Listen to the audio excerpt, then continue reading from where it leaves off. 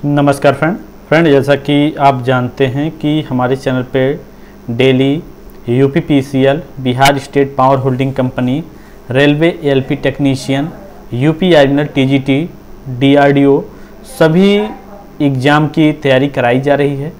अगर फ्रेंड आपने इलेक्ट्रीशियन से आईटीआई कंप्लीट किया है तो ये आप लोगों के लिए क्लास होने वाली है।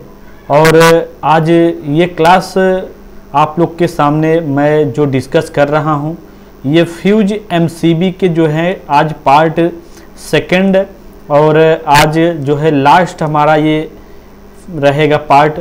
और आप सभी से बड़ी खुशी की मैं आप लोग से बातें शेयर करना चाहता हूँ कि जो मैंने आप लोगों को कल मैंने 10 लाइक का जो मैंने टारगेट रखा था, आप लोगों ने इसका दुगना जो है लाइक कर दिया। मतलब आप कह सकते हैं कि 20 बच्चों ने लाइक किया और आज जो है 200 प्लस व्यूवर्स होने वाले हैं हमारे उस वीडियो पर जो फ्यूज और एमसीबी के जो क्वेश्चन थे। और ये हुआ कैसे फ्रेंड, ये आप लोगों के जरिए मतलब आप लोगों ने क्लास को जब ज्वाइन किया था तो वहाँ पे क्या हुआ कि आप लोगों ने शेयर करना जो है स्टार्ट किया और काफ़ी बच्चे जो है लाइव जुड़ गए थे। तो इसके लिए आप लोगों को बहुत बहुत धन्यवाद मैं कहना चाहूँगा कि आप लोगों ने जब ऐसा किया तभी जो है जाके ये हमारा लाइक का जो 10 टारगेट था वो 10 आप लोगों ने लाइक पहुंचा दिया और उस पर 200 प्लस व्यूवर्स होने वाले हैं। तो ये बहुत ही खुशी की बात है कि ये आप लोगों की वजह से हुआ और आप सभी ऐसा ही आप लोग प्यार सपोर्ट करते रहें। आज फिर जो है 10 लाइक का मैं टारगेट आप लोग के सामने रख रहा हूँ। आप लोग इसको जो है अच्छे से कंप्लीट कर दीजिएगा, आप सभी से मैं कहना चाहूँगा। और हम लोग एक एक क्वेश्चन यहाँ पे देखते हैं। देखिए फ्रेंड, सबसे पहले आपको ध्यान ये देना है कि हम लोग फ्यूज और एमसीबी का प्रयोग क्यों करते हैं। तो हम लोग इसलिए करते हैं फ्रेंड कि जो अति भार या फिर ज़्यादा ओवरलोड होता है वहाँ पे जो है उसको बनाए रखने के लिए, संभालने के लिए हम लोग जो है फ्यूज और एमसीबी का प्रयोग करते हैं। फ्यूज क्या होता है फ्रेंड, वो जो है ज़्यादा भार या लोड नहीं सहन कर पाता है, लेकिन जो हमारा एमसीबी होता है वो ज़्यादा भार लोड सहन कर लेता है। ये सारी चीज़ें मैंने आपको कल ही डिस्कस कर दिया था, ठीक है। तो ज़्यादा टाइम न लेते हुए हम लोग क्वेश्चन को यहाँ पे सॉल्व करते हैं और एक एक क्वेश्चन को हम लोग यहाँ पे डिस्कस करते हैं। तो आप सभी से आशा करते हैं फ्रेंड कि आप लोग वीडियो को शेयर भी कर दिए होंगे और चैनल को लाइक भी कर दिए होंगे। तो देखिए फर्स्ट नंबर क्वेश्चन ही आपके सामने आ चुका है और यहाँ पे पूछा क्या गया है कि एक परिपथ ब्रेकर आमतौर पर प्रचालित होगा। तो जो हमारा एक परिपथ ब्रेकर आमतौर पर प्रचालित होगा वो कैसे होगा, ये चीज़ें यहाँ पे पूछा गया है। तो जब हम लोग स्विच ऑन किया जाता है तब होता है, या फिर जब लाइन को चेक किया जाता है तब होता है, या फिर जब पावर आपूर्ति की जाती है तब होता है, या फिर जब भी लाइन में खराबी आती है तब होता है। तो यहाँ पे एक हम लोग परिपथ मतलब ब्रेकर जो आप कह सकते हैं कि सीबी मतलब सर्किट ब्रेकर जो होता है उसका प्रयोग हम लोग कब करते हैं, प्रचालित करते हैं। तो देखिए यहाँ पे जब स्विच ऑन होता है तो वो हमारा क्या होता है, वो धारा जो है बढ़ने का काम करता है। धारा क्या होता है, एक स्थान से दूसरे स्थान पर जाता है, ये आपको मालूम होना चाहिए। जब लाइन को चेक किया जाता है तो चेक करने के लिए हमारा जो है फ्रेंड रिले का प्रयोग हम लोग करते हैं, ये आपको मालूम होना चाहिए, ठीक है। और जब आपूर्ति की जाती है तो आपूर्ति मतलब क्या होता है, बिजली की प्रवाह को भेजना, ठीक है। ये हमारी आपूर्ति होती है, ये भेजने का काम करता है या फिर जो है आप कह सकते हैं धारा को भेजने का काम करता है। जब भी लाइन में खराबी आती है तो क्या होता है फ्रेंड, वहां पे हम लोग क्या करते हैं, सीबी का प्रयोग करते हैं, मतलब आप कह सकते हैं सर्किट ब्रेकर का प्रयोग करते हैं। तो यहाँ पे एक परिपथ ब्रेकर आमतौर पर जो प्रचालित होगा वो जब भी लाइन में खराबी आती है तभी वो आमतौर पर प्रचालित होगा। तो यहाँ पे हमारा जो है क्या होगा फ्रेंड, डी ऑप्शन करेक्ट होगा, डी ऑप्शन हमारा यहाँ पे सही है, ठीक है।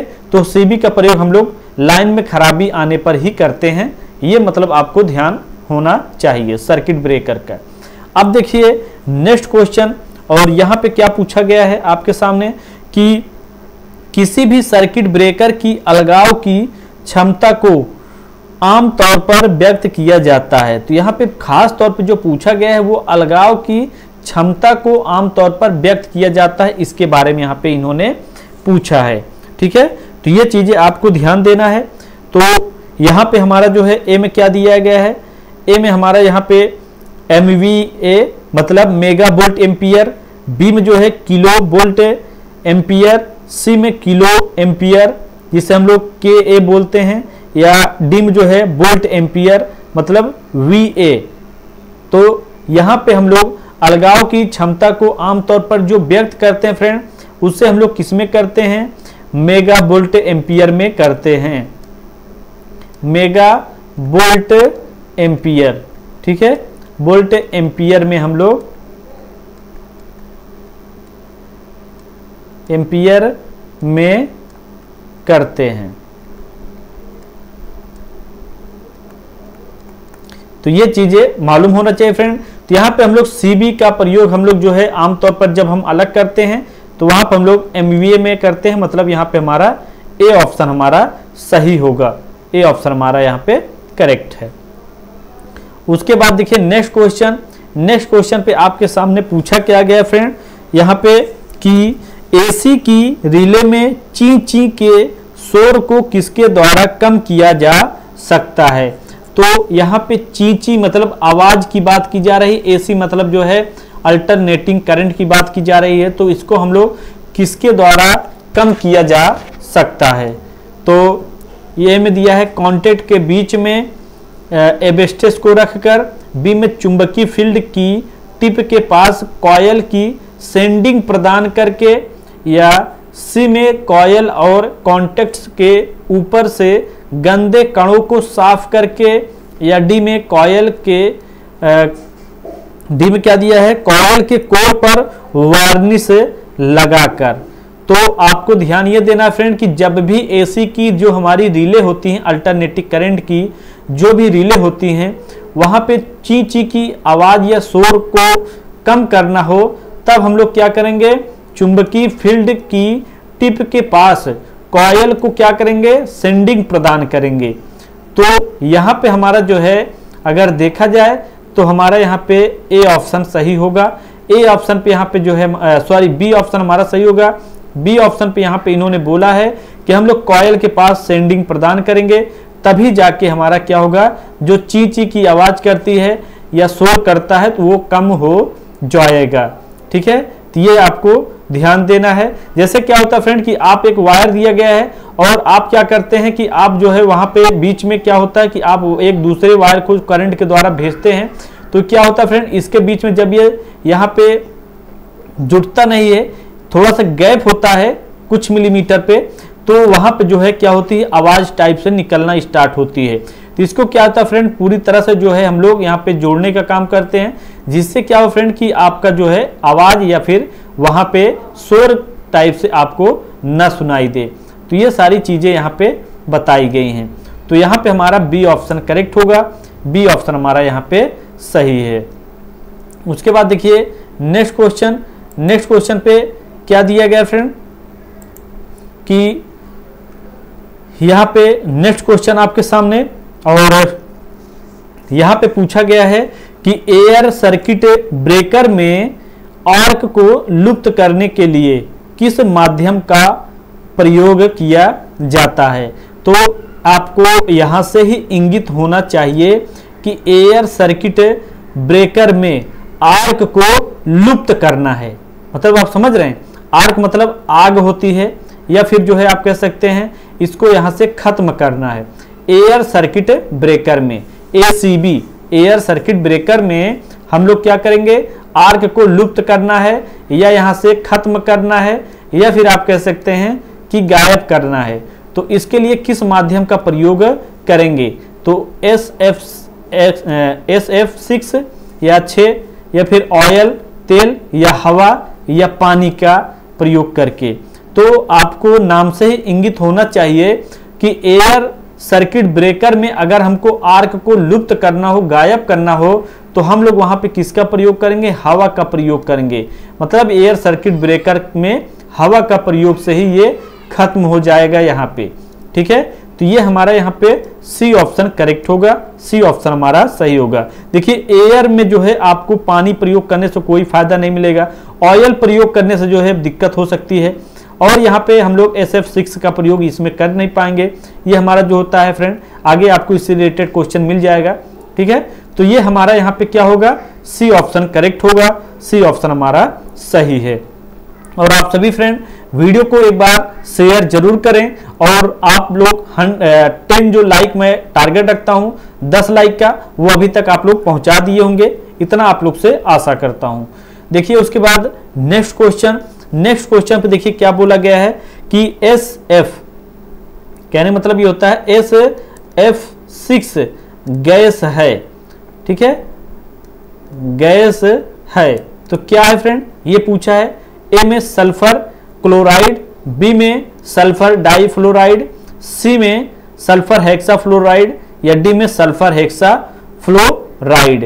तो यहाँ पे जो है ये डाइफ्लोराइड रहेगा, यहाँ पे हेक्साफ्लोराइड रहेगा। ये आप लोग ध्यान दीजिएगा, नहीं तो हो सकता है आप लोग कंफ्यूजन में हो जाएं कि सर ने जो है दोनों ऑप्शन एक ही कर दिया है। तो यहाँ पे आप सभी से मैं बताना चाहूंगा कि ये क्वेश्चन जो है एग्जाम में बहुत बार रिपीट किया गया है कि SF6 गैस है। तो SF जो 6 गैस हमारा होता है वो हमारा सल्फर हेक्साफ्लोराइड होता है। मतलब हमारा यहाँ पे क्या होगा, डी ऑप्शन करेक्ट होगा, डी ऑप्शन हमारा यहाँ पे सही है, ठीक है। तो डी ऑप्शन हमारा करेक्ट होगा, और SF6 को हम लोग सल्फर हेक्साफ्लोराइड बोलते हैं। उसके बाद देखिए यहाँ पे जो है, यहाँ पे आपके सामने नेक्स्ट क्वेश्चन, और यहाँ पे क्या बोला गया है कि EHT अनुप्रयोग के लिए निम्न में से कौन से सर्किट ब्रेकर को वरीयता दी जाती है। EHT अनुप्रयोग के लिए तो ए में एयर ब्लास्ट सर्किट ब्रेकर, या बी में मिनिमम ऑयल सर्किट ब्रेकर, सी में बल्क ऑयल सर्किट ब्रेकर, या डी में SF6 ऑयल सर्किट ब्रेकर। तो कहने का मतलब ये होता है फ्रेंड कि जो मैं ऑप्शन आपको नहीं समझाता हूं तो ये आप लोग मत सोचा करिए कि सर ने इस ऑप्शन को नहीं समझाया फिर नहीं बताया, इसलिए कि उसी से रिलेटेड आपको आगे क्वेश्चन रहते हैं और इसी वजह से मैं आपको क्वेश्चन उसको क्लियर नहीं करता हूं, ठीक है। तो जैसे SF6 से आप देख सकते हैं 3 क्वेश्चन आपको मिले होंगे।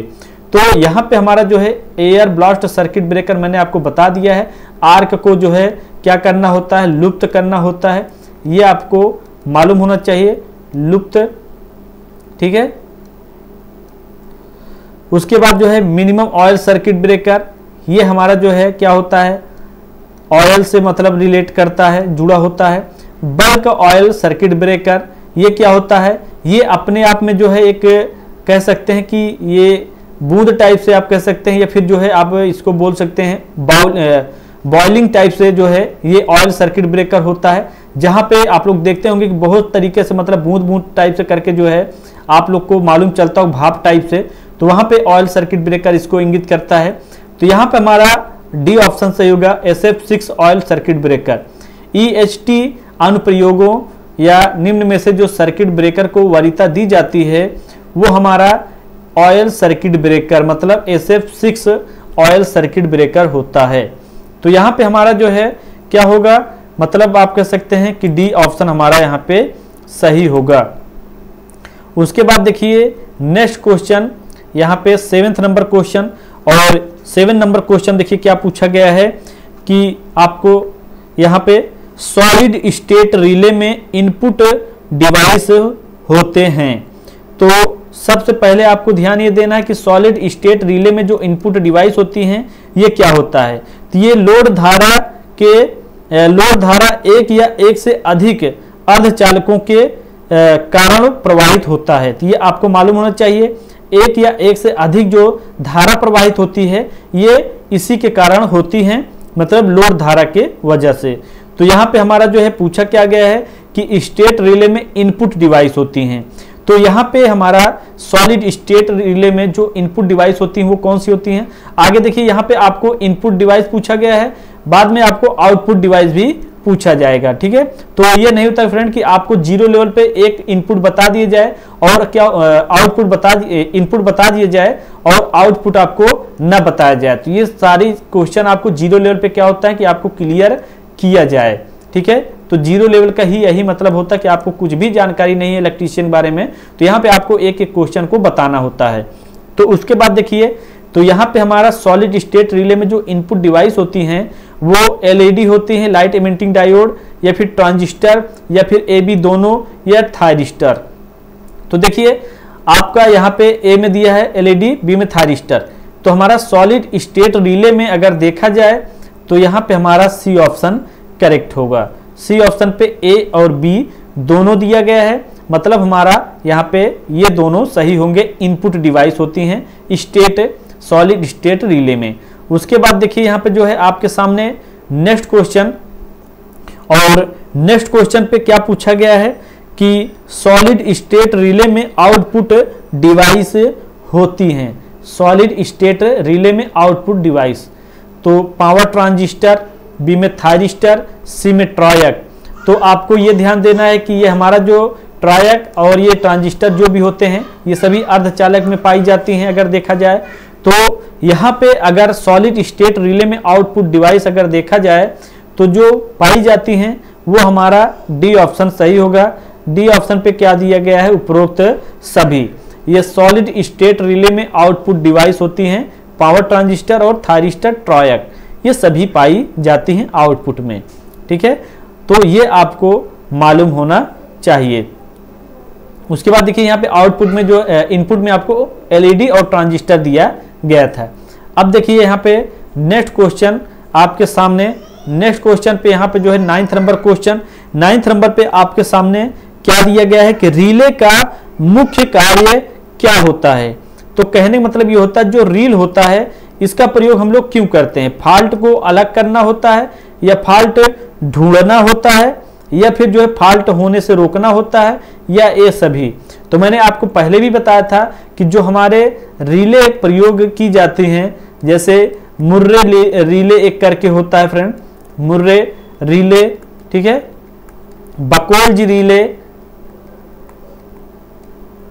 बकोल्ज रिले, ये सारे रील के ही प्रकार होते हैं। तो रील का मतलब क्या होता है फ्रेंड, तो हम लोग इसका प्रयोग क्यों करते हैं, फॉल्ट को ढूंढने के लिए। जैसे कहीं पे वायर में या कहीं पे आपका फॉल्ट होता है तो उसको ये क्या करता है, ढूंढ के आप लोग को देने का काम करता है। तो ये हमारा क्या होता है, ये रिले होता है। ठीक है, तो ये फॉल्ट ढूंढता है, तो यहाँ पे हमारा क्या होगा, बी ऑप्शन सही होगा। बी ऑप्शन हमारा यहाँ पे करेक्ट है। उसके बाद देखिए यहाँ पे 10 नंबर क्वेश्चन, 10 नंबर क्वेश्चन देखिए आपके सामने क्या दिया गया है यहाँ पे 10 नंबर 10 नंबर पे कि यहाँ पे रिले की ऑपरेटिंग कुंडली को सप्लाई खाली स्थान द्वारा देती है। रिले की ऑपरेटिंग कुंडली, कुंडली मतलब कॉयल, ठीक है, सप्लाई देती है, फ्यूज द्वारा दी जाती है, या फिर देखा जाए तो ट्रांसफार्मर द्वारा दी जाती है। सी में जो है यहाँ पे इंस्ट्रूमेंट ट्रांसफार्मर द्वारा दी जाती है, या डी में जो है उपरोक्त में से कोई नहीं। तो रिले की जो ऑपरेटिंग कुंडली को हम लोग सप्लाई देते हैं वो किसके द्वारा देते हैं, वो हम लोग इंस्ट्रूमेंट ट्रांसफार्मर द्वारा। तो यहाँ पे हमारा सी ऑप्शन करेक्ट होगा। ठीक है, ये हम लोग यहाँ पे करते हैं। और ट्रांसफार्मर में अगर देखा जाए तो साफ साफ जो होता है वो हम लोग बकोल्ज रिले का प्रयोग करते हैं, बकोल्ज रिले, ठीक है, रिले। लेकिन यहाँ पे हमारा जो है सी ऑप्शन करेक्ट होगा इसके अकॉर्डिंग कि यहाँ पे ऑपरेटिंग कुंडली की सप्लाई को बात की जा रही है, ऑपरेटिंग कुंडली की सप्लाई की। तो हमारा यहाँ पे इंस्ट्रूमेंट ट्रांसफार्मर द्वारा दी जाती है। तो यहाँ पे हमारा क्या होगा, सी ऑप्शन करेक्ट होगा 10 नंबर या 10 नंबर का। उसके बाद देखिए नेक्स्ट क्वेश्चन, नेक्स्ट क्वेश्चन आपके सामने दिया गया है और यहाँ पे क्या पूछा गया है कि विद्युत पावर सिस्टम में प्रयुक्त रिले अधिकतर होती हैं, प्रयुक्त रिले अधिकतर होती हैं विद्युत पावर सिस्टम में। तो यहाँ पे ए में दिया है तापी रिले, बी में जो है इलेक्ट्रोमैग्नेटिक रिले, सी में क्या दिया गया है कि यहाँ पे इलेक्ट्रॉनिक रिले, या फिर जो है उपरोक्त में से कोई नहीं। तो यहाँ पे आपको ध्यान ये देना है कि तापी रिले क्या होती हैं, ये ताप बढ़ने पर क्या होती हैं, ताप बढ़ने पर ये प्रवाहित होती हैं। ठीक है, ताप बढ़ने पर प्रवाहित होती हैं। ये हमारी तापीय रिले होती हैं। और ये क्या होता है फ्रेंड, ये एसी व डीसी द्वारा ऑपरेट होती हैं,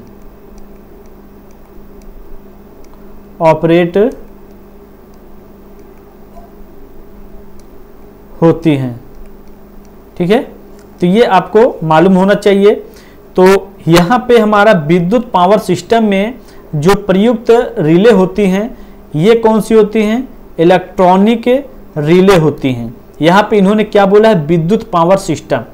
तो विद्युत पावर जो सिस्टम होता है वहाँ पर हम लोग इलेक्ट्रॉनिक रिले का प्रयोग करते हैं।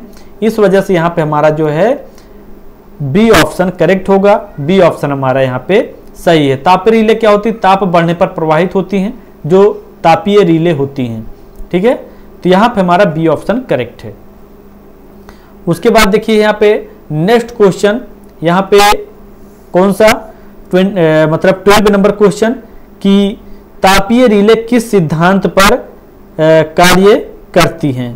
तो ये चीजें यहाँ पे पूछी गई हैं कि तापीय रिले किस सिद्धांत पर कार्य करती हैं। तो ए में देखिए धारा के ऊष्मीय प्रभाव सिद्धांत पर, बी में परिपथ के धारा वहन सिद्धांत पर, या फिर सिद्धांत के आधार पर, या सी में उत्सर्जन के सिद्धांत पर, डी में उपरोक्त सभी।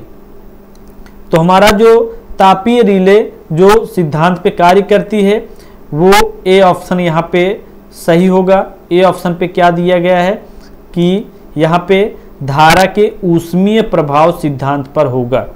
ऊष्मीय प्रभाव मतलब हमारा यहाँ पे क्या होगा, इसके सिद्धांत पे काम करता है तापीय रिले। तो ये आपको मालूम होना चाहिए, बी ए ऑप्शन हमारा करेक्ट होगा।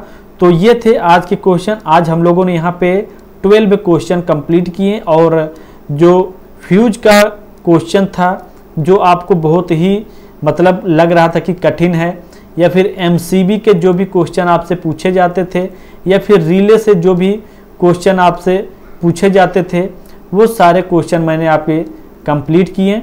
और अब आपको भविष्य में कहीं से भी क्वेश्चन पूछता है फ्यूज का मतलब क्या होता है, एमसीबी का मतलब क्या होता है, एमसीबी का पूरा नाम होता है मिनिएचर सर्किट ब्रेकर। रिले का प्रयोग हम लोग क्यों करते हैं कि इसका काम होता है फॉल्ट को ढूंढ के देना जो है, ठीक है। तो ये सारी चीज़ें आपको मालूम होना चाहिए। तो मैंने आपको कंप्लीट करा दिया है। एग्जाम में जो हाईलाइट क्वेश्चन है, जैसे बकोल्ज रिले कहाँ पे होता है, और भी चीज़ें जो भी चीज़ें हैं वो सारा मैंने आपको यहाँ पे ढूंढ के मतलब आप कह सकते हैं कि 22 क्वेश्चन यहाँ पे कंप्लीट करा दिया है। बाकी और आप लोग डीपली में पढ़ना चाहते हैं, 0 लेवल से पढ़ना चाहते हैं कि हाँ आपको ये हो कि हमको किसी भी एग्जाम में बैठें और 100% हमारा रिजल्ट आए, तो आप लोग जो है कोर्स को ज्वाइन कर सकते हैं। कोर्स का जो है लिंक नीचे दिया गया है, आप जाके जो भी आपकी ज़रूरत के कोर्स हैं उसको ले सकते हैं। ये देखिए पढ़ाने का मतलब ये होता है फ्रेंड कि बहुत से बच्चे कहते हैं कि सर आप जो है कोर्स के बारे में भी बताते हैं, कोर्स का प्रचार करते हैं।